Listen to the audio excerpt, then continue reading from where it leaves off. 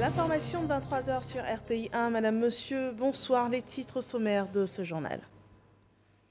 Les 60 ans du département africain du FMI. Alassane Ouattara participait à la visioconférence marquant le bilan des actions du FMI envers les pays africains.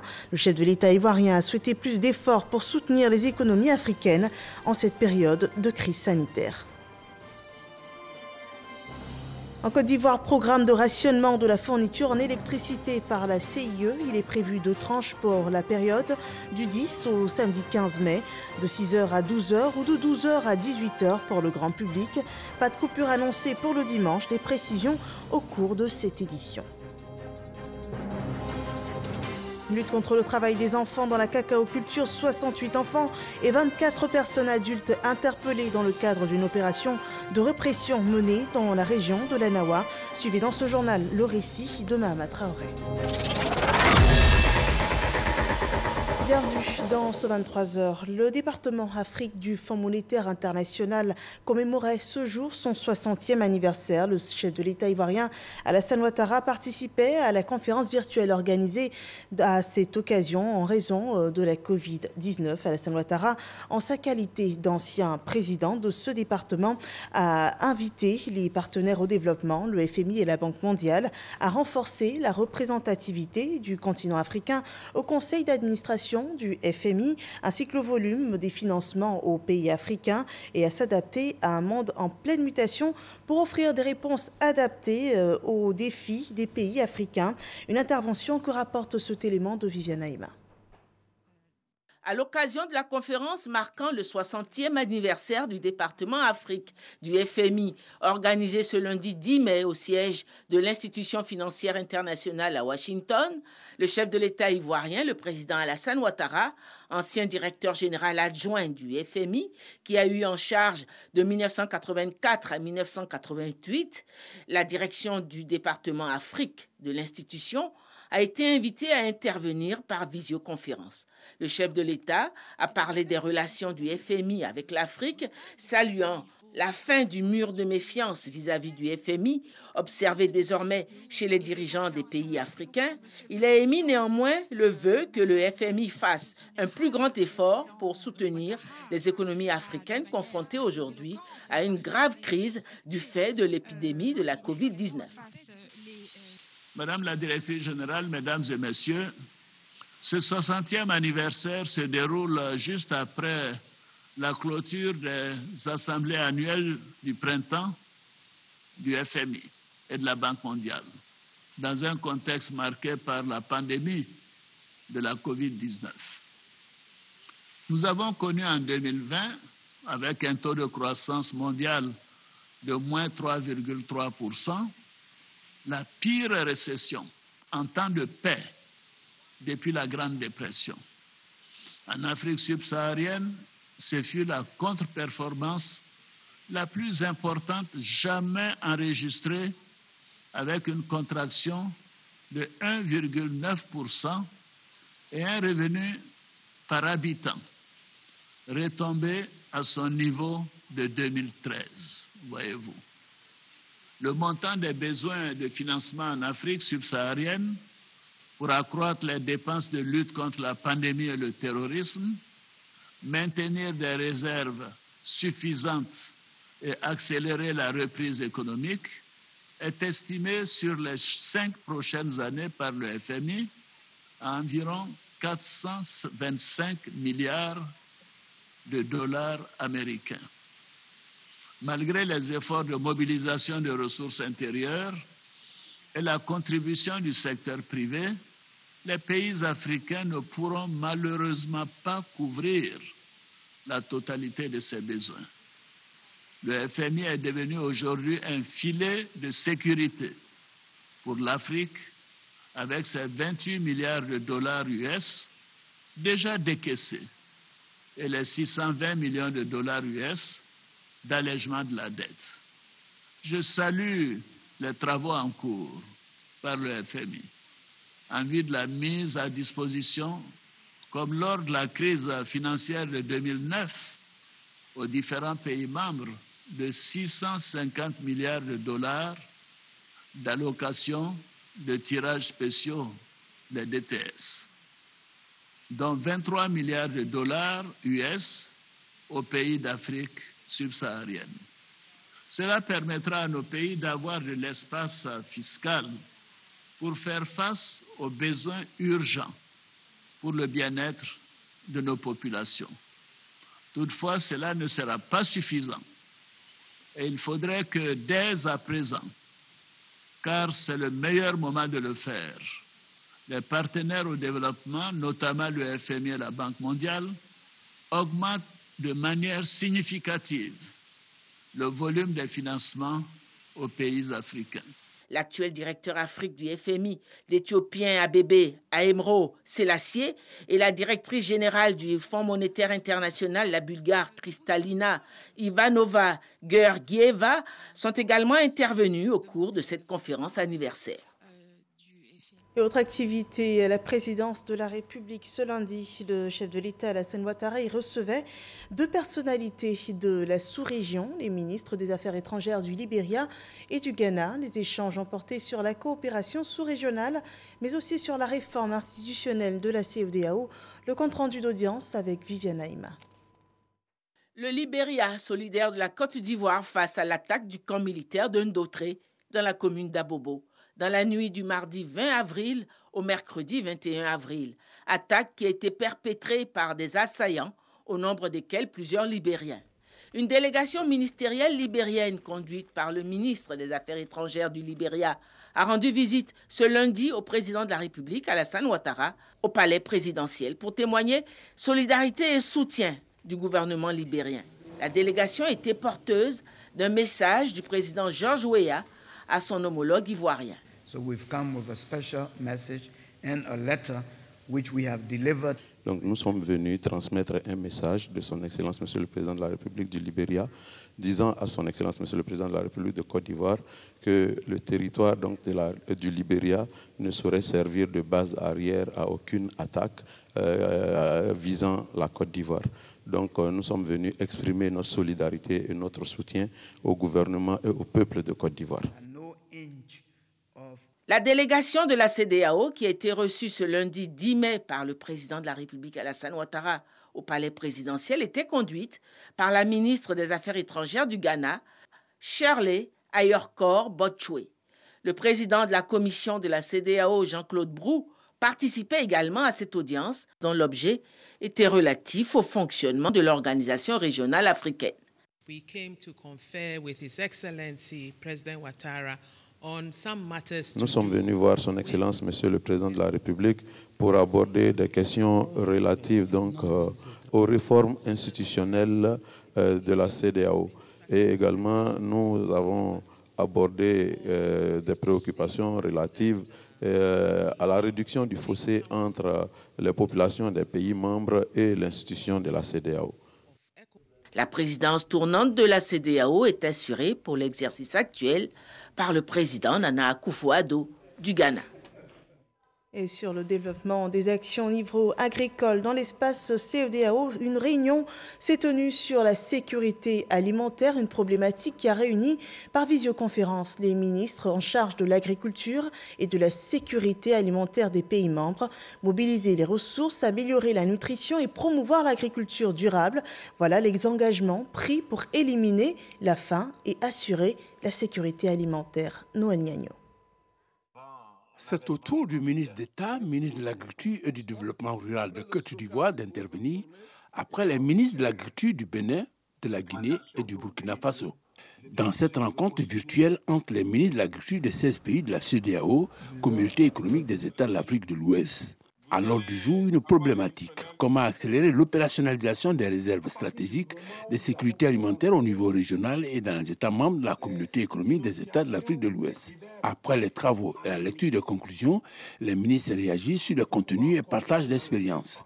À ce niveau, Kwasi Adjumani a de prime abord salué la pertinence de la rencontre avant de souligner les exemples de réussite de la Côte d'Ivoire dans le secteur agricole. Nous avons fait des réformes qui aujourd'hui nous ont permis non seulement d'atteindre des niveaux de performance records dans tous les domaines d'activité agricole, mais aussi et surtout de procurer des revenus décents à nos producteurs et à tous les acteurs du secteur agricole. Il est nécessaire aujourd'hui de privilégier l'approche filière à travers la structuration et la promotion des chaînes de valeurs alimentaires, de sorte à obtenir un mouvement d'ensemble de tous les maillons afin de parvenir à des résultats tangibles. Outre les partages d'expérience, les pays s'engagent entre autres à mobiliser des ressources. Les ministres ont aussi proposé la nomination d'un chef d'État champion de la politique agricole de la communauté économique des États de l'Afrique de l'Ouest. Le Comité national de surveillance des actions de lutte contre le travail des enfants enregistre une victoire après une opération de répression dans la région de la Nawa contre justement la traite et l'exploitation des enfants. 68 enfants ont été sauvés et 24 personnes ont été interpellées. Ces enfants étaient employés dans les plantations de cacao et d'autres corps d'activité où ils pratiquaient des travaux dangereux. De retour de Soubré, Mahama Traoré livre son récit. Commissariat de police de Soubré, une centaine d'hommes rassemblés sous le drapeau. Ces éléments, issus de la police nationale, d'Interpol, des eaux et forêts et de la gendarmerie nationale, attendent les consignes pour une mission spéciale. Travailler avec professionnalisme. C'est-à-dire, nous aurons en face de nous des enfants que nous allons retirer des différentes plantations, des différentes activités. Que cela se fasse avec le plus grand respect. Cette opération s'inscrit dans cette volonté de réduire la lutte contre le travail des enfants, surtout en zone cacaoyenne. Top départ de l'opération Nawa 2 menée par le Comité national de surveillance des actions de lutte contre le travail des enfants et la sous-direction de la police nationale chargée de la lutte contre la traite des enfants et la délinquance juvénile. Objectif, retirer les enfants victimes de travail dans la cacaoculture et d'autres types de travaux dangereux. Répartis en 3 groupes, les équipages vont investir les contrées des localités de Yabayo, Upoyo et Meagui. Nous sommes jeudi, c'est jour de classe, mais la patrouille s'aperçoit que certains enfants reviennent plutôt des champs, suffisant comme motif pour les intercepter, malgré les explications fournies par leurs parents.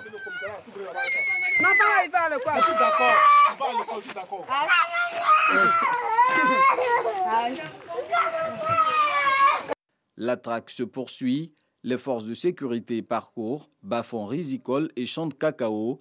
À chaque prise effectuée, un message de sensibilisation est lancé à l'endroit des parents. Vous savez qu'un enfant doit aller à l'école forcée, non? L'école, c'est obligatoire pour les enfants. De 0 à 16 ans, en Côte d'Ivoire, l'école est obligatoire. C'est pour cela que l'État de Côte d'Ivoire a rendu l'école gratuite. Surtout dans les zones rurales ici, l'école est plus que gratuite. Encourager les enfants à aller à l'école. Le cacao, ça nous fait vivre nous tous, mais les enfants ne doivent pas travailler là-dedans. Vendredi, deuxième jour de l'opération Nawa 2. En plus de la cacaoculture, d'autres types de travaux dangereux pour enfants sont dans le viseur. Des enfants sont aperçus dans des rizières, derrière des troupeaux de bœufs et dans des ateliers de mécanique. Au terme de cette randonnée, le bilan de l'opération fait état de 108 enfants victimes sauvés et 24 personnes interpellées. Si nous constatons que ces parents n'ont pas commis d'infraction aux lois qui existent, alors ces parents seront laissés libres. Mais si nous constatons que ces parents ont commis des infractions, même s'il s'agit de leurs propres enfants, ces parents seront sanctionnés, suivant les procédures qui existent. Donc, je voudrais aussi préciser que la chancellerie estime que c'est la tolérance zéro. Le temps des enquêtes, les victimes recueillies sont prises en charge ici, au centre d'accueil pour enfants en détresse de Soubré. Une réalisation de la fondation Children of Africa de la première dame Dominique Ouattara, dont la vocation est d'assurer une réinsertion sociale aux enfants victimes d'exploitation et de trafic. Le parent qui peut prouver que c'est son enfant biologique, cet enfant-là, ce parent, on lui remet son enfant. L'enfant dont la vulnérabilité est avérée reste au centre pour une prise en charge durable. La présence d'un enfant peut aller jusqu'à 9 mois, le temps de cerner tous les contours de la chose, le temps que l'enfant commence un bon apprentissage des métiers et en le réinsérant, nous le suivons sur 3 ans. Vous voyez. Donc s'il passe 9 mois au centre, il passe pendant 3 ans, on le suit, ça fait presque 4 ans, on suit l'enfant forcément, on peut lui offrir des alternatives.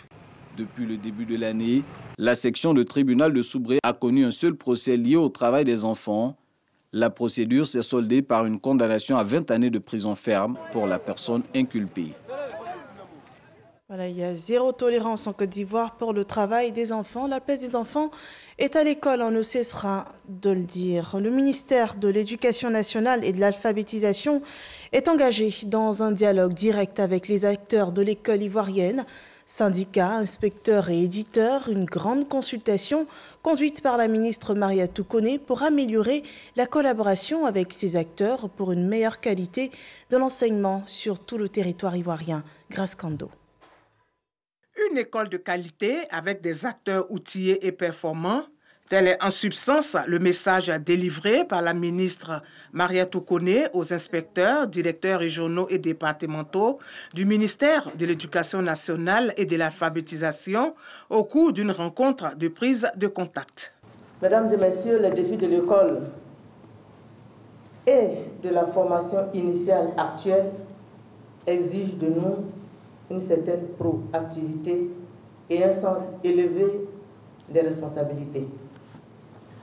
Je voudrais pouvoir compter sur l'engagement de chacune et de chacun de vous afin que les défis de la compétitivité et les défis de la qualité soient hautement relevés.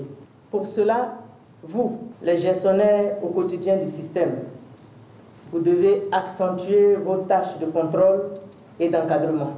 S'agissant des examens de fin d'année, la première responsable de l'Éducation nationale exige la transparence dans les résultats. Avant cette rencontre, la ministre de l'Éducation nationale et de l'alphabétisation a échangé avec les éditeurs. Un moment mis à profit pour évoquer les difficultés du secteur. Notamment le problème de la piraterie, de la contrefaçon, le problème de la distribution et donc les problèmes également avec la distribution des ouvrages sur le terrain. Donc il y a l'épineux problème donc, de la contrefaçon et des photocopies qui sont effectuées. Parfois il s'agit d'ouvrages photocopiés et parfois ce sont des fascicules faits par certains enseignants et mis à la disposition des élèves et qui ne sont pas conformes au programme et au curricula. À ces différentes préoccupations, la ministre Mariatou Koné compte apporter des réponses. Ensemble, nous allons examiner point par point, avec également à la clé une question très importante, celle de la création d'une école au métier de l'édition.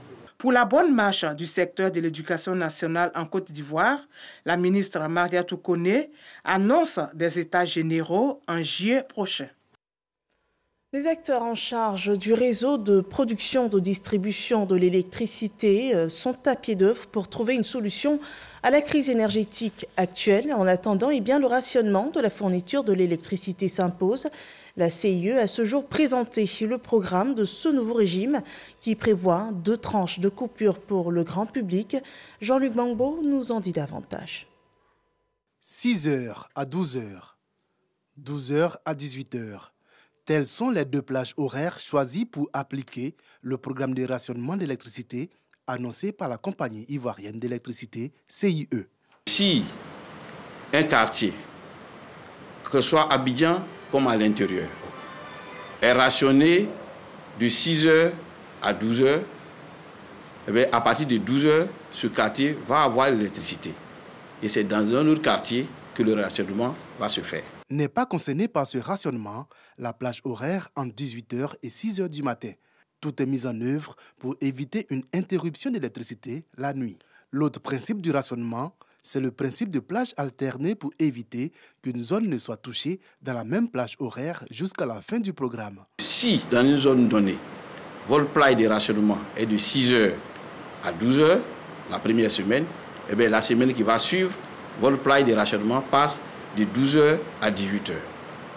Tout ceci pour permettre aux PME et aux professionnels qui sont dans les quartiers de mieux se préparer, puisque pendant la semaine, ils savent exactement quelle est la plage dans laquelle ils seront rationnés. Il faut également noter que les dimanches sont exclus de ce plan de rationnement. Le niveau de consommation globale étant généralement faible le dimanche, le déficit, selon le directeur général adjoint, est amoindri et ne nécessite donc pas que les abonnés soient privés d'électricité.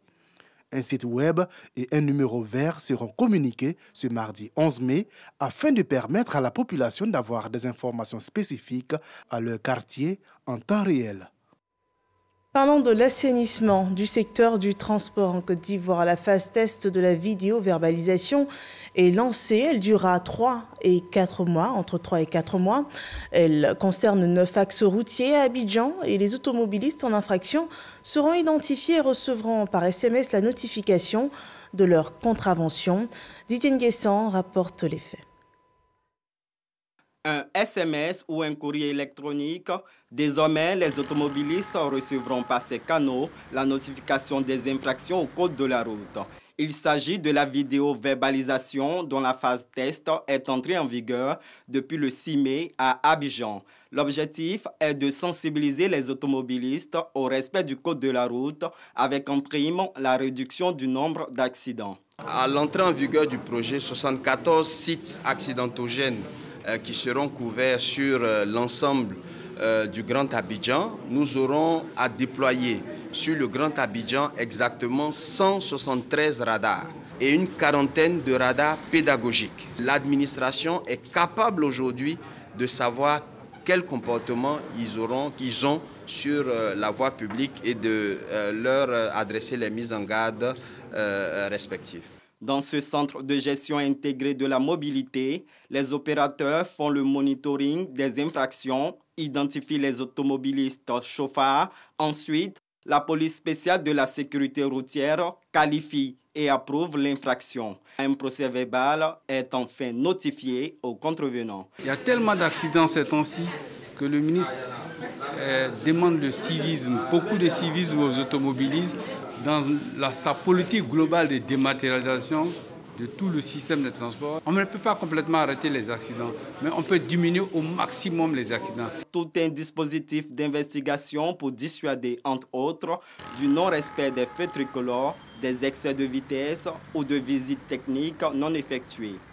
Voilà la vidéo-verbalisation. Il prévoit donc 173 radars ultramodernes installés d'ici 2022 dans le Grand Abidjan pour la mise en œuvre du système de transport intelligent. Passons à présent au point Covid de ce 10 mai.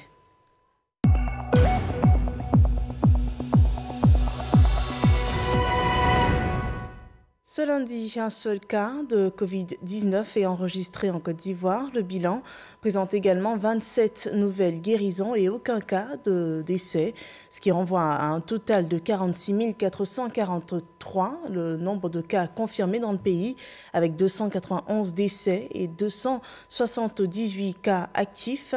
La campagne vaccinale, elle enregistre un total de 267 032 personnes vaccinées à ce jour contre la Covid-19 dans notre pays. Et par ces temps de pandémie, le plateau technique des centres de santé est renforcé. À Tanda, l'hôpital général réceptionne 2 ambulances, dont une médicalisée. Laure Goretti et Godefroy Okambawa rendent compte de la remise. On regarde. L'hôpital général de Tanda reçoit 2 ambulances pour renforcer les services médicaux. Un don du ministre d'État, ministre de l'Agriculture et du Développement rural, Kobena Kwasi Adjoumani, fils de la région. Un ouf de soulagement pour les populations. Nous sommes heureux. L'ambulance, on ne le dit jamais assez. C'est un peu comme le prolongement d'un centre de santé. L'ambulance permet à un centre de santé de niveau modeste de permettre à ce que le malade arrive dans un centre plus étoffé et lui donner alors beaucoup de chances, n'est-ce pas, de survie. Les autorités du département de Tanda ont traduit leur gratitude au ministre pour ce geste humanitaire. Les engagements que nous avons pris devant toute l'assistance, c'est vraiment de prendre soin de ce matériel-là, qui est un précieux outil de travail, et vraiment des dispositions ont été prises. L'ambulance de l'hôpital n'était plus en bon état depuis un moment. Pourtant, le Gontougo avait bénéficié il n'y a pas longtemps d'une dizaine d'ambulances. Le ministre Kobena Kwasi Adjoumani a invité les responsables de la santé de la région à prendre soin de ce bien public. Lorsqu'on vous donne des ambulances, il est du devoir de l'État de Côte d'Ivoire de le faire. Mais quant à leur entretien, ça ne relève plus de la compétence donc, des autorités qui les offrent. ce sont les membres du personnel de l'hôpital qui doivent en prendre soin. Ces ambulances serviront de relais entre les villages et la ville de Tanda. L'hôpital général de Tanda a bénéficié aussi d'une table d'anesthésie pour le service chirurgical et d'un forage afin de résoudre le problème d'adduction en eau potable. Et à plusieurs kilomètres de Tanda, il est envisagé une meilleure valorisation de la ville historique de Grand Bassam. Les réalités de cette ville inscrite au patrimoine mondial de l'UNESCO ont été passées en revue par la ministre de la Culture, de l'Industrie des Arts et du Spectacle. Serge Koléa a été témoin de l'état des lieux. Grand Bassam, état des lieux d'un site en quête de réhabilitation. Le décor n'est pas flatteur. 8 ans après l'inscription sur la liste du patrimoine mondial de l'UNESCO, le plan de conservation et de gestion de la ville historique marque le pas. Seulement 20 à 25% des projets prioritaires ont été mis en œuvre. Le constat est fait par la ministre de la Culture, de l'Industrie des Arts et du Spectacle. Je note avec un peu de tristesse les réalités sur place au niveau de la ville historique de Grand Bassam. Il y a des actions qui ont été menées, que l'État de Côte d'Ivoire a menées, mais beaucoup reste à faire. Arlette Badou-Nguessan a visité quelques édifices symboles, notamment l'ex-hôtel de la Poste et de la Douane, la Maison du patrimoine et la stèle du gouverneur Trèche-la-Plaine. La visite s'est poursuivie à l'embouchure avec les travaux de réouverture en cours. Une rencontre a mis fin à la visite. Nous avons souhaité rencontrer Madame la ministre afin d'échanger avec elle pour que des dispositions soient prises pour le recadrage et la relance du comité local de gestion de la ville historique pour que Grand Bassam demeure sur la liste du patrimoine mondial de l'UNESCO. La ministre a pris bonne note de toutes les questions soulevées. La représentante résidente de l'UNESCO en Côte d'Ivoire, de son côté, salue l'engagement des autorités ivoiriennes. Le dossier de Grand Bassam a quand même souffert de plusieurs écueils. Bien sûr, il y a eu les inondations, il y a eu la Covid et il y a eu aussi un manque d'entretien général des bâtiments depuis des années. Et il faut agir assez vite avec certaines bâtisses sous peine de les voir disparaître. Là, je sens une grande mobilisation autour de la ministre dont je me réjouis. Et nous, l'UNESCO, nous sommes là pour la soutenir. La ville historique de Grand Bassam a été inscrite au patrimoine mondial de l'UNESCO le 29 juin 2012. Depuis son inscription, elle a déjà fait l'objet de 4 rapports sur son état de conservation. La mobilisation ce lundi 10 mai 2021 du collectif des victimes de la crise post-électorale. Il s'est réuni au palais de la justice au Plateau, un seul point à l'ordre du jour, protester contre le retour de l'ex-président Laurent Gbagbo et de Charles Blé Goudé. Les victimes de la crise post-électorale souhaitent saisir la justice ivoirienne pour poursuivre l'ex-président qui, selon eux, doit purger une peine pour la casse de la BCEAO. Le président de ce collectif et les victimes se disent déterminés. Ils demandent également à rencontrer le procureur de la République, Adou Richard. Sur la scène politique, voyons la mobilisation des militants du RHDP de Soubré. Ils ont été entretenus pour les prochaines échéances électorales par la ministre Nassénébat Touré, qui a rappelé à ces personnes la vision du parti, le RHDP. Mahama Traoré. Une rencontre avec les militants pour donner les dernières nouvelles de la haute direction du parti. Également s'enquérir de l'implantation du RHDP dans la région de la Nawa et plus précisément dans le chef-lieu de région, Soubré. C'est à cet exercice que la ministre Nassénébat Touré, membre du bureau politique du RHDP, s'est adonnée samedi dernier à Soubré en marge d'une visite de travail dans cette localité. La flamme militante qui existe ici à Soubré, sous les bons auspices des coordonnateurs régionaux dont le ministre Alain Donwayi. Je voudrais que cette flamme-là reste allumée pour que nous puissions vraiment, comme on le dit, cartonner ou donner les meilleurs résultats pour les échéances à venir. Les militants du RHDP se disent prêts à traduire en actes sur le terrain ce message de remobilisation. Donc nous sommes prêts à prendre en compte son message pour bosser pour que nous soyons les victorieux de toutes ces élections à venir. Début avril, nous avons instruit les différents responsables des secteurs afin qu'ils puissent diviser au maximum leur secteur en sous-secteurs afin de mieux maîtriser le nombre total des militants que nous avons et aussi commencer à recenser les nouveaux majeurs et qu'on ait cette liste-là avant le top départ de l'inscription sur la liste électorale. Pour rappel, le RHDP est sorti victorieux des dernières élections législatives à Soubré avec plus de 56% des voix. Il ne reste plus que quelques jours avant la célébration de la fin du mois de Ramadan. Dans le respect du partage recommandé en cette période, le ministre Adama Diawara a partagé le repas de la rupture du jeûne avec des jeunes leaders d'organisation. Une rupture collective dont nous parlent Nou Sangaré et Pargasse Reconnaît. Promouvoir le vivre ensemble, la tolérance et le pardon. C'est tout le sens de cette rencontre entre le ministre de l'Enseignement supérieur et de la Recherche scientifique et les leaders d'organisations de jeunesse politique et apolitique de la commune de Yopougon. Pour nous, c'est un moment qui va au-delà des chapelles politiques. C'est un moment de partage et de solidarité. Et il est bien que chacun de nous, en ce moment de recueillement où on adresse nos prières à Dieu, qu'on soit tous unis. Parce que je sais et je suis convaincu que dans le cœur des Ivoiriens, nous avons tous les mêmes prières. Peut-être qu'elles n'arrivent pas au même moment, mais ce sont des prières que nous partageons ensemble. Cette rencontre qui se veut un cadre d'échange et de partage est la manifestation de la cohésion sociale prônée par le chef de l'État Alassane Ouattara, selon le ministre de l'Enseignement supérieur et de la Recherche scientifique, par ailleurs cadre de la commune de Yopougon. Au-delà du partage que nous faisons de ce repas commun, il y a la volonté de faire en sorte que les jeunes et les femmes de la grande commune de Yopougon se retrouvent et qu'il y ait cet acte de solidarité, de réconciliation, de cohésion sociale. Parce que vous voyez que parmi les leaders qui sont présents à cette cérémonie, vous avez des leaders de différentes confessions religieuses. C'est toute la Côte d'Ivoire qui se retrouve là. Pour le ministre Adama Diawara, il ne peut y avoir de développement sans cohésion sociale. C'est pourquoi a-t-il invité les jeunes à être des apôtres de paix. Voilà, et c'est sur ce rappel de ces deux notions, partage et solidarité, que prend fin cette édition d'information. Merci d'avoir suivi. Excellente fin de soirée sur RTI1.